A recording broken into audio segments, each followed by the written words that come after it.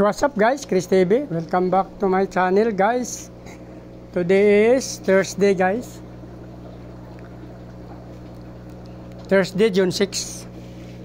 Yung aking electric fan guys, nakaraang gabi kasi. Ano ngayon? Thursday, nung Wednesday ng gabi guys.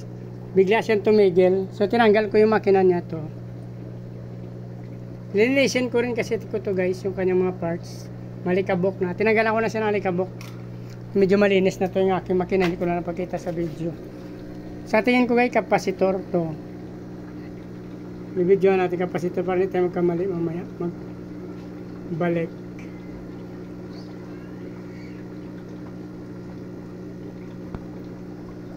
Yan o.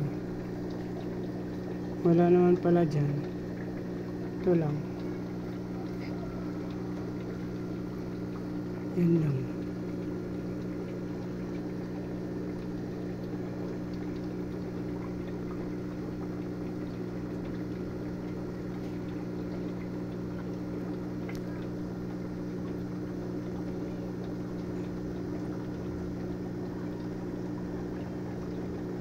Ito wala na to. Tignan na yun.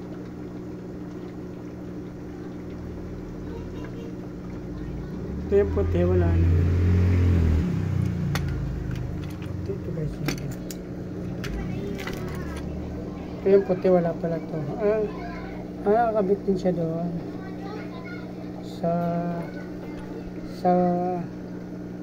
Yan.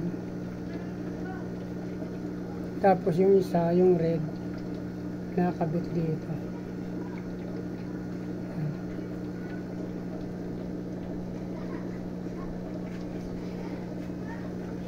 Bilang ko, try ko bilang to ng kapasitor.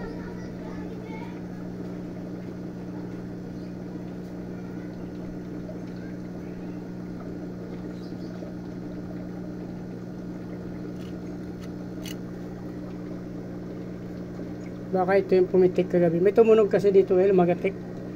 Dapat kasi ito electric fan. Binili ko ito ng sikanan kasi na ano to siya.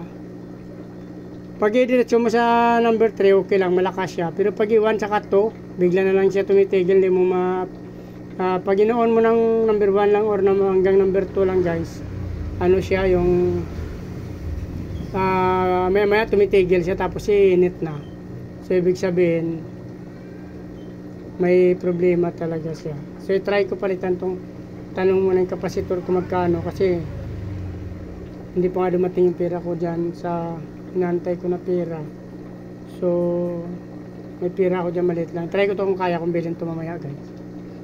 Yung kapasitor. Tayo na lang magpalit kasi baka mahal pa yung singilin mamaya sa atin. Pagka wala naman siya diferensya, ito lang talaga to wala na bang nasunog dyan akong ano yung coil niya, wala naman problema. So ito lang kapasitor na to.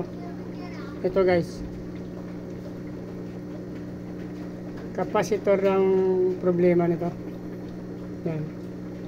Try ko yan papalitan guys. Babaklasin ko to. Ito guys yung sinasabi ko. Yung kapasitor na to. 350 volts to 50 volts. Papalitan natin to mamaya. Ayan guys. Try ko lang to guys. Ibalik ko lang sa dati. Kasi pag bumili ako, diyan ko rin siya ibabalik. Yan lang guys. Update ko na lang kayo mamaya kung kapasitor talaga yung suspect ko lang ito guys sa akin lang pag ginawa. Kasi wala namang natanggal na ibang ano dyan. Wala namang masisirang iba dyan. Kapasitor lang. So may tinuturo sa YouTube na ito lang tanggalin tapos i-direct. Pero delikado kasi yun. Since wala nang thermal fuse. Mahirap pag wala ng mga thermal fuse. It's either kapasitor or thermal fuse lang. Ito na lang guys para update ko na lang kayo maya. Maraming salamat. Mabuhay kayo hanggang gusto nyo. Bye bye.